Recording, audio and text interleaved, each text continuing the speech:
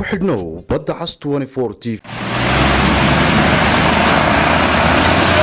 waxaa saaka magaalada Berbera goor hore ka daay roobkani oo ahaa mid weyn ayaa wax khasaare nafeed geysan marka laga reebo xaafadda wadajir ee magaalada Berbera taasoo ay ku soo jabeen daadad waaweyn telefishinka badda cas oo booqday goobaha ay biyaha daadkani ay ku soo jabeen ayaa waxa warbixin ka siiyay bulshada ku nool xaafadaasi waxayna yiraahdeen runtii roob lagu diirsaday ayaa ka daay magaalada Berbera waxa la yiri nimcaad kastaba nusqaan leh dad badan oo dan yaraa kulay ay daadadkan ama dooxyadan meesha magaalada dhexmaraya ay soo gaarayaan runtii qayladhaantan kulay runtii degmada iyo gobolku waa daray dhowr jeer waana wax ka awood weyn dowladda hoose Berbera daadkan wuxuu ka soo leexdaa Shamiito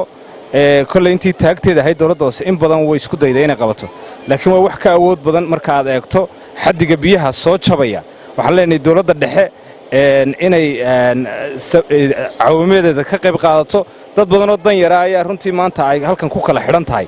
oo dadkii suuqa tagi lahaa iyo kuwii guryaha joogay ay ku kala xidhan yihiin sidoo kale wuxuu saameeyay bulsho badan oo guryahooda ku dhex yaalaan halkan oo carruurtii laga soo daadguriyay marka dadkan waxay u baahan yihiin in daadka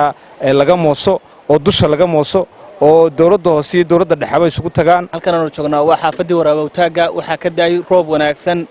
oo in badan lagu diirsaday waa artaan daadka maraya alxamdulillah rabbiin wali cid waxyeelay lama sheegin ilaahay mahadii weeye daadad fara badan oo magaalada ku jaba waxaan leenahay ummadda hal iska ilaaliyo raxmadda ilaahay baa shubay idna looga caban maayo halkan waxaan nahay qolalka baasaska ee Riyaan dayrkaasaan ku jirnaa hadii alla yiraahdo roob daadkaas uu baan ugu soo mar walba daadkaas uu naxidhaa marka waxa la leeyahay moosalkaas jaba waxaanu dawladda hoose ka codsanaynaa in mooska wax ka qabato saasaanu ilaahay in nimcadiisa waa inoo shubay ma sha Allah tabarakallah magacay waa Cabdirasaaq waxaan ka mid ahay bulshada xaafadan degan daadku aadka saameynta ugu yeeshay daadad hore way soo dhici jireen laakiin daadkan maanta soo dhacay daadadkii hore aad iyo aad ugu weyn yahay bulshada iyo xaafadda iyo dhammaan iyadoo bulshadu u qaybsatay laba qaybood xaafadda caadiga oo weyn iyo xaafadan yara oo ooda iyo waxaan ku wada sarab leh oo wixiiba daadku soo qaatay aragto daadadkii hore soo dhici jiray laamiga ma soo dhaafi jirin laakiin maanta waxaad aragtay in laamiga xitaa xagga sare ka soo maray siyaasadkii xagga sare ka maray geerarkii iyo guryihii waaweynaaye oo ilaa waxaan ku geerarkii xagga kala barka marayo intaaba waxaan ku wada tacaalayay dadka iyo xaafadaha oo shaqeynaya oo dhex marayay wixii wax qaban kareen oo aniga dhalinyar badan oo kale waan qabeeyni insha Allah waxaan leenahay dawladdan waxaan leenahay insha Allah